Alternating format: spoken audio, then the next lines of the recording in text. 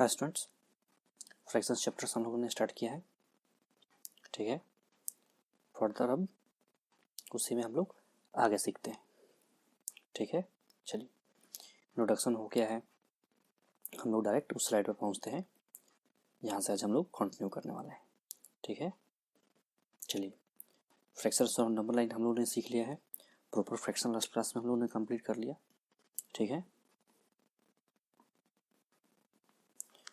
Improper fraction वैसे fraction जिनके numerator बड़े होंगे डिनोमिनेटर से। ठीक है, मिक्स्ड फ्रैक्शन।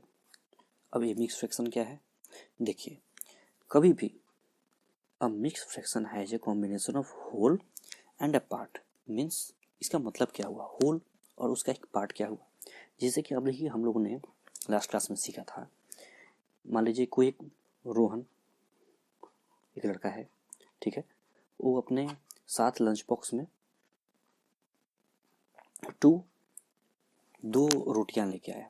ठीक है, तभी उसका एक दोस्त है, मान लीजिए सोहन, उसने अपने घर से 3 रोटी लेके आया। ठीक है, उसने क्या किया, उसने बोला कि भाई तुम्हारे पास 2 है, मेरे पास 3 है, ऐसा करो कि मैं तुम्हें हाफ रोटी और दे देता हूँ। तो फिर हम लोग भी कितना टोटल खा लेंगे, 2.5 मैं भी खाऊंगा एंड 2.5 तुम भी खा लेना। ठीक है, इससे क्या हुआ कि दोनों इक्वल खा लिए। तो हमारे जो मिक्स फ्रैक्शन का जो नेक्स्ट है पॉइंट हमारा मिक्स फ्रैक्शन का मतलब ही है कि 2 रोटी मीन्स पूरा होल, और हाफ क्या हो गया, उसका एक पार्ट, किसी बिस्किट का या रोटी का या फल का, किसी भी चीज़ का एक पार्ट। ठीक है, इसे ही हम लोग कहते हैं मिक्स्ड फ्रैक्शन। देखिए जॉन जो हमारा एक कैरेक्टर है, ठीक है, जो हमारी लास्ट क्लास में अंगना थी कैरेक्टर, ठीक है, उसने सबसे पहले तो एक सेव उसे दिया, तो एक सेव उसे दिया और अपने एक सेव में से मतलब जो एक्स्ट्रा सेव था उसका एक पार्ट निकाल के उसके दे दिया। ठीक है, तो अब जॉन के पास कितने सेव हो गए टोटल, देखिए 1 + 1। अब यहीं पे मिक्स फ्रैक्शन को लिखने के लिए हम लोग समझते हैं। देखिए उसने उसे एक सेव दिया प्लस एक सेव का एक पार्ट दिया। ठीक है, इससे हम लोगों ने इसकी प्रीवियस क्लासेस में समझ लिया है कि इसे कैसे पढ़ते हैं। इस जो 4 पार्ट है उसका ही एक पार्ट है। ठीक है, तो अब तो यहाँ तक हम लोग समझ चुके हैं। होप कि आपको फ्रैक्शन ऐड करना आता होगा, फ्रैक्शन सब्सट्रैक्शन नहीं तो हम लोग आज यहाँ सीखने वाले हैं। देखिए यहाँ पर हम लोग एडिशन करेंगे। सबसे पहले नीचे इन दोनों का एलसीएम ले लिया, कितना आ गया 4। ठीक है, इससे इसको डिवाइड करेंगे, कितना आएगा 4, और ऊपर वाले से मल्टीप्लाई, कितना आएगा 4 × 1, कितना हो जाएगा वैल्यू 4। उसी तरीके से इससे इसमें क्या करेंगे, डिवाइड करेंगे, कितना आ जाएगा वैल्यू 1। 4 से 4 को डिवाइड करेंगे 1, और जो 1 आ गया, ठीक है, उससे इस वैल्यू से ऊपर वाले वैल्यू से मल्टीप्लाई करेंगे, कितना आ गया 1। ठीक है, होप कि मैंने आपको फ्रैक्शन का एडिशन सिखला दिया है, नहीं तो हम लोग एक बार फिर से इसे समझेंगे। ठीक है, चलिए तो यहाँ पे 4 और 1 आ गया। अब ऊपर में ऐड कीजिए 5, नीचे आ गया 4। ये कौन सा फ्रैक्शन हो गया, इम्प्रॉपर फ्रैक्शन। इम्प्रॉपर फ्रैक्शन को ही अगर हम लोग उसे बाइफरकेट करके या कहें कि तोड़ करके अगर अलग लिखते हैं, उसे क्या कहते हैं हम लोग, मिक्स्ड फ्रैक्शन। तो मिक्स्ड फ्रैक्शन क्यों हो गया, क्योंकि इसमें एक पार्ट होल पूरा होता है और बाकी का किसी का अदर का पार्ट हो गया, कोई भी 2/3 4/3 इस तरीके से। तो हमारे पास जो वैल्यू निकल के आ गया सामने, क्या हो गया 5/4। ठीक है, इसे हम लोग क्या कहते हैं, मिक्स्ड फ्रैक्शन। ठीक है, अब मिक्स्ड फ्रैक्शन निकालने का तरीका देखिए। मिक्स्ड फ्रैक्शन निकालने का सबसे बेस्ट तरीका होता है डिवाइड करना। देखिए कैसे, जैसे मान लीजिए कोई आपका वैल्यू है 11/4, तो नीचे तो छोटा है, नीचे वाले को क्या हम लोग कहते थे, डिनोमिनेटर, ऊपर को न्यूमरेटर। सबसे पहले आपको बोलने के लिए आना चाहिए। ठीक है, तो न्यूमरेटर और डिनोमिनेटर आप सीख चुके हैं बोलने के लिए। अब आइए, अब हमें इसके इम्प्रॉपर फ्रैक्शन, देखिए मिक्स्ड फ्रैक्शन के फॉर्म में लिखना है। Express the following as mixed fraction. ठीक है, तो मिक्स्ड फ्रैक्शन में हमारा क्या होता है कि एक पार्ट और जो पूरा होल होगा, ठीक है, मीन्स पूरा वैल्यू, और उसके बाद क्या होगा, कोई फ्रैक्शन वैल्यू। ठीक है, कोई फ्रैक्शन वैल्यू, इन दोनों को अगर जोड़ देंगे तो हमें क्या मिलेगा, एक मिक्स्ड फ्रैक्शन मिलेगा। ठीक है, तो इसी चीज़ को अभी हम लोग सीखते हैं। तो देखिए 11/4 है हमारे पास, 11/4। अब देखिए 4 से 11 को डिवाइड करेंगे, क्या करेंगे, 4 से 11 को डिवाइड करेंगे, 2 टाइम्स 8 गया और नीचे बच गया 3। अब देखिए इसको लिखने का तरीका कैसा होता है, देखिए हमेशा देखिए कि ए वैल्यू इस तरीके से लिखी जाती है। क्यों लिखी जाती है अभी समझते हैं, इसे क्या बोला जाता है और कौन कैसे। देखिए इसे कहते हैं डिवाइजर, जो डिवाइड कर रहा है, इसे कहते हैं क्वोशेंट, ठीक है, और इसे कहते हैं रिमाइंडर, ठीक है।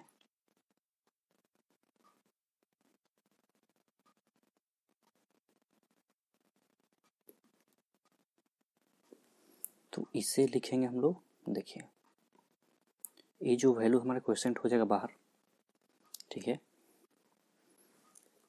जो हमारा डिवाइजर है वो नीचे चला गया और ये वैल्यू जो रिमाइंडर हमारा ऊपर चला गया।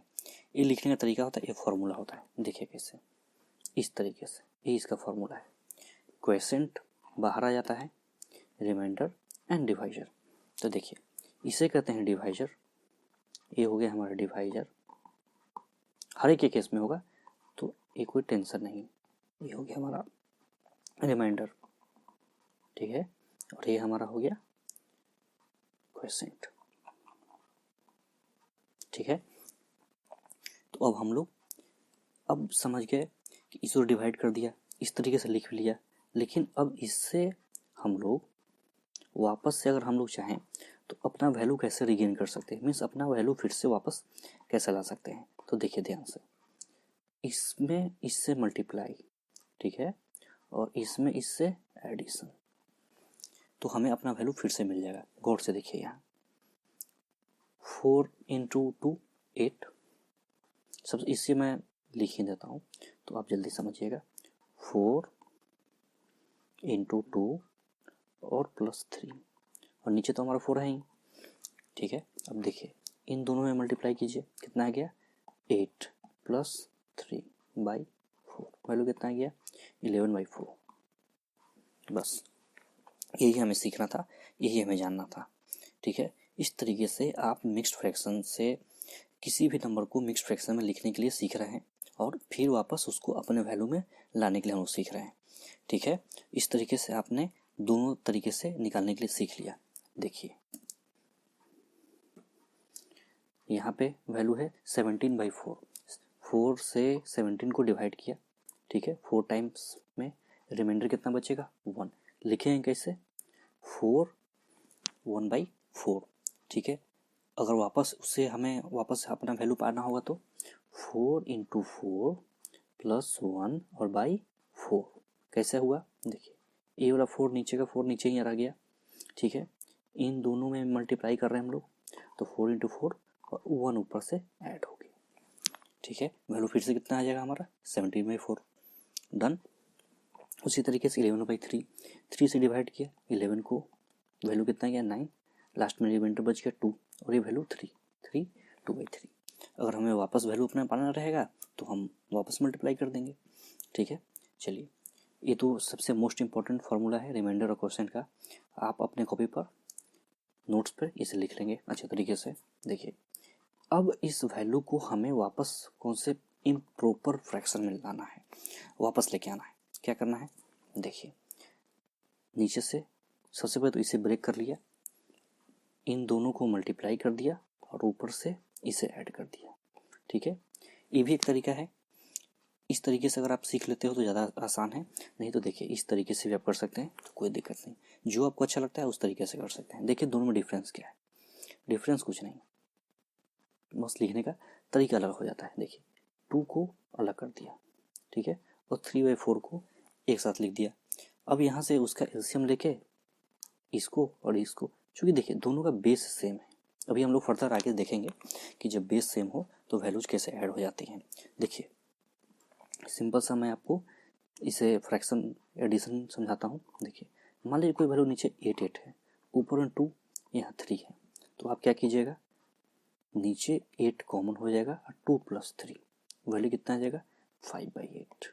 इसमें कुछ दिमाग नहीं आपको लगाना है, ठीक है। जब भी नीचे के बेस इक्वल रहे तो ऊपर का वैल्यू चुपचाप ऐड हो जाता है, कोई दिमाग नहीं लगता है। लेकिन कंडीशन यहाँ है कि अगर वैल्यू इस तरीके से रहे तो फिर आप इसको डायरेक्टली नहीं लिख सकते हो, आपको इन दोनों को कैलकुलेट करना पड़ेगा, ठीक है। तो कहानी में यहाँ ट्विस्ट रहेगा, इसलिए बहुत ही संभल कर, ठीक है।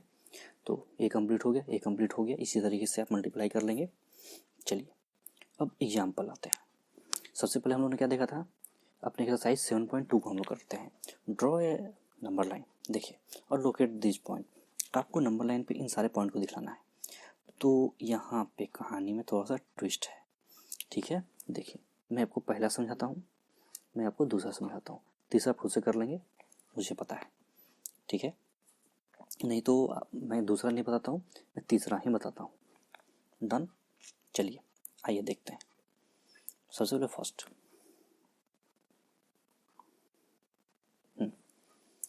कितना है 1, सबसे पहले 0 डाल दिया और 1। हम तो हर एक केस में से ही करते चले आ रहे हैं, ठीक है। हमें वैल्यू 4/4 तक लेके जाना है, तो 4/4 तो हमारा यही है, 4/4 कट के आ गया 1, ठीक है। इसका मतलब 1, 2 और 3। देखिए 1, 2, 3, 4 तो हमारा यहाँ है ना, सबको किसे डिवाइड करेंगे 4 से। अब कहानी में ट्विस्ट है, कैसे, जो वैल्यू कटने वाला होगा उसे काट देते हैं। देखिए 2 और 4 कट के वैल्यू कितना आ गया 1/2। बस यही आपको मेन कन्फ्यूजन का था, ठीक है। इससे सॉल्व कर लिया लाइव झेंगा वाला। देखिए 1/4 ये हो गया, 1/2 यहाँ हो गया, 3/4 यहाँ हो गया और 4/4 यहाँ हो गया। तो आपका फर्स्ट क्वेश्चन कंप्लीट। देखा किस तरीके से आपके माइंड के साथ खेला गया है। यहाँ इस 2/4 को कट करके 1/2 लिख दिया। अब आपको सिंप्लीफिकेशन अगर नहीं आता या आप नहीं जानते, मैंने इसके पहले क्लासेस में बता दिया सिंप्लीफिकेशन, ठीक है। तो मैं यहाँ रिपीट नहीं कर रहा हूँ, आप वहाँ से एक बार देख लीजिएगा। सिंप्लीफिकेशन फर्दर कुछ नहीं है, जो भी वैल्यू कटने वाला होगा उसे काट देते हैं, इसे ही कहते हैं सिंप्लीफिकेशन। ज़्यादा इसमें कोई रॉकेट साइंस नहीं है, ठीक है। चलिए अब आते हैं क्वेश्चन नंबर सी पे। सबका सांस इसी पे अटक रहा होगा, क्योंकि अभी तक तो जितने बनाया है ऊपर में वैल्यू कम और यहाँ तो एक वैल्यू आ गया ऊपर में ज़्यादा, तो कहानी में तो यहाँ ट्विस्ट हो गया। चलो भाई ये भी देख लेते हैं। चलिए 0, 1, 2। ए क्या माजरा है भाई, चलो इसे देख लेते हैं। ए वैल्यू है 5, ठीक है। तो इसके बीच में कितना डंडा होगा 1, 2, 3 और 4, तभी तो ये 5 होगा ना। तो देखिए 1, 2, 3, 4, ये तो हमारा 5 5 है, ठीक है। अब इसे करते हैं 6, 7 और 8, ठीक है। ये है 9 और ये है हमारा 10। आप बोलोगे सर तो आपने नंबरिंग कर दिया, हाँ नंबरिंग क्यों किया इस पर भी आते हैं। अब जरा सबको वैल्यू 5 से डिवाइड किया जाए भाई, बोलोगे 5 से ही क्यों, बताता हूँ। आप पहले कीजिए 5 से डिवाइड।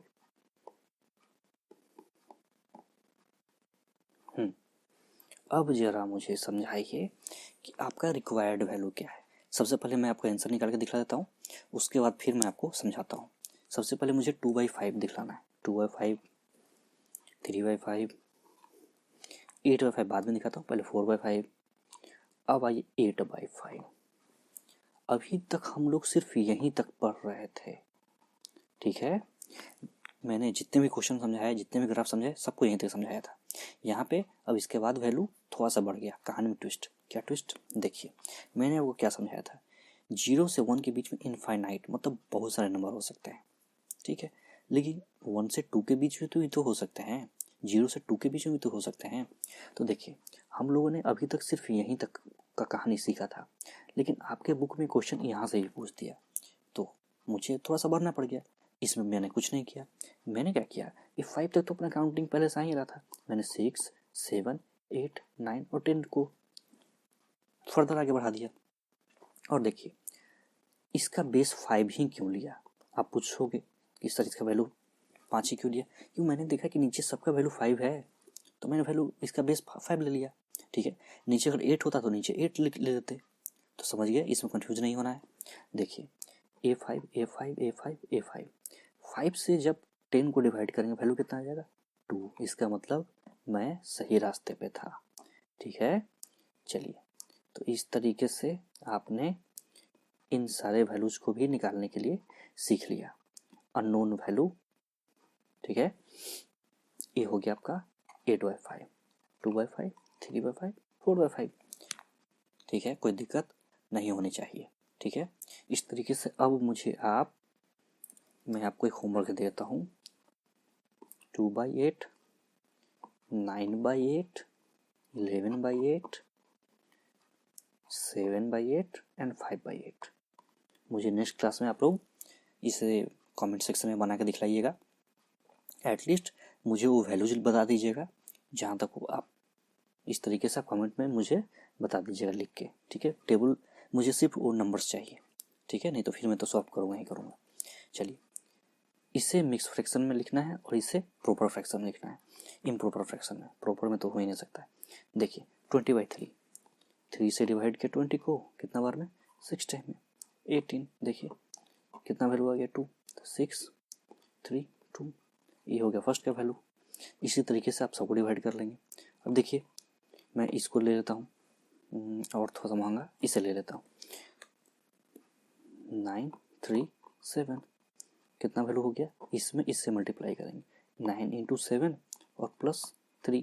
आप सबको इसी तरीके से लिख के करेंगे और तब इसका वैल्यू होगा। देखिए 9 × 7 63, 3 ऐड किया 66/7।